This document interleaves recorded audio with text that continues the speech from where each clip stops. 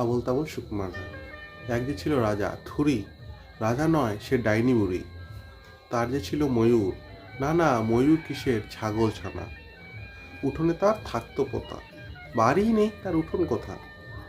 বলতো সে শুনেছি তার পিস্তুত ভাই, ভাই নয় সে, মামা গোসাই। বলতো সে তার শিষ্যটি রে, জন্ম বাবা বলবে কি রে। যাই হোক, তারা তিনটি প্রাণী, পাঁচটি তারা সবাই জানি। থাক না বাপু, থাও না বাপু খেচাখেচি, আচ্ছা বলো, চুপ করেছি। তারপরে সেই সন্ধ্যাবেলা, যেমনি তার ওষুধ গেল, অমনি তেরে জটায় ধরা।